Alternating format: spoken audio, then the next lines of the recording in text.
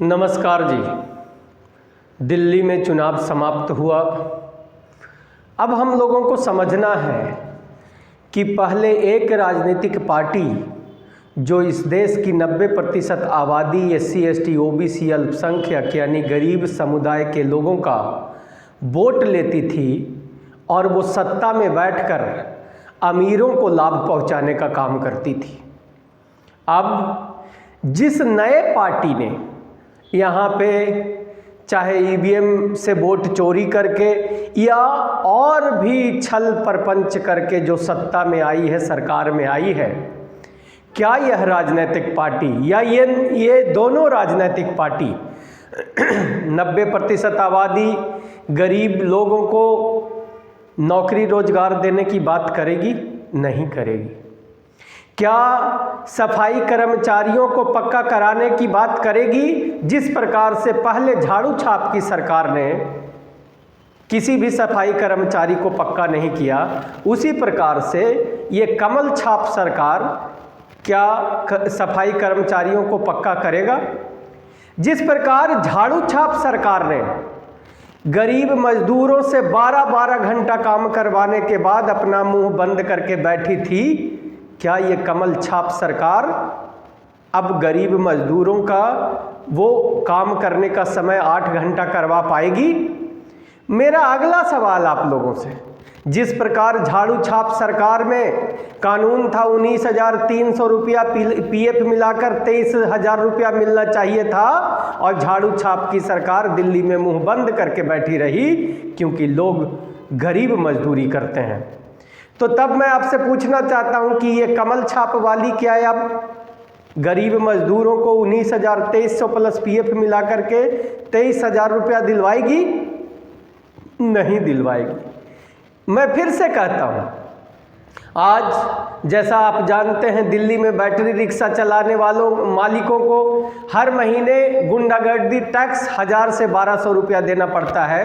झाड़ू छाप सरकार चुप थी और अब कमल छाप सरकार चुप रहेगी। जिस प्रकार से कॉमर्शियल वाहनों को फिटनेस के नाम पे उनके मालिकों को के ऊपर अन्याय और अत्याचार होता था, उनसे वसूली होती थी, झाड़ू छाप सरकार चुप थी और अब कमल छाप सरकार चुप रहेगी। जिस प्रकार से गरीब मजदूरों को या गरीब लोगों को सरकार के ठेकेदारी में कहीं पे कोई हिस्सेदारी झाड़ू छाप सरकार भी नहीं दे रही थी, अब कमल छाप सरकार भी नहीं देगी। तब मैं बार बार आप लोगों को कहता हूं, नौकरी रोजगार न झाड़ू छाप दे रही थी, अब न कमल छाप देगी। तो तब मैं आप लोगों से कहता हूं कि ये झाड़ू, ये कमल और ये पंजा ये आपका नहीं है, गरीबों का नहीं है, ये सिर्फ और सिर्फ अमीरों का है। सत्ता में आने के बाद ये सारे के सारे पैसे, लाभ और पावर के पदों पर सिर्फ ऊंचे अमीर लोगों को बैठाने के लिए ये लोग बनते हैं। आप लोगों को टॉफी दे करके देखिएगा। अब झाड़ू छाप वाला बोलेगा महिलाओं को 2100 रुपया देगा, महिलाओं को 2500 देगा, पानी साफ कराएगा, गली साफ कराएगा, नाली साफ कराएगा। झाड़ू छाप सरकार आप लोगों को यही गली नाली और गंदगियों में घुमाता रहेगा। मैं एडवोकेट प्रवीण कुमार आपको कहता हूं कि वोट अगर हम गरीबों को देंगे तो हम आपके बच्चों को नौकरी दिलवाएंगे, रोजगार दिलवाएंगे, सफाई कर्मचारियों को पक्का कराने की लड़ाई लड़ेंगे। हम लोग गरीब मजदूरों को 19,300 प्लस PF मिला के 23,000 रुपया सैलरी देने की बात करेंगे। हम लोग मजदूरों से 12 घंटा काम जो करवाया जाता है, उनके साथ जो हकमारी अन्याय अत्याचार होता है, उसको कम करा के 8 घंटा कराने का काम करेंगे। तब मैं एक बार फिर से कहता हूँ, ये झाड़ू छाप, ये कमल छाप और ये हाथ आपके कोई नहीं है, ये गरीबों के नहीं है, ये अमीरों के हैं। जितने भी पैसे बातें मैंने कही, ये सारे लाभ सिर्फ अमीरों को पहुंचाएंगे ये तीनों राजनीतिक पार्टियां।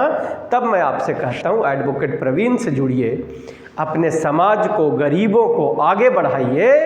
आज़ाद समाज पार्टी जैसी राजनीतिक पार्टियों को जो सिर्फ 90% आबादी के लोगों के हक अधिकार की लड़ाई लड़ती है, ऐसी राजनीतिक पार्टियों से जुड़िए। धन्यवाद। बात सही लगे तो कमेंट में ज़रूर बताइएगा।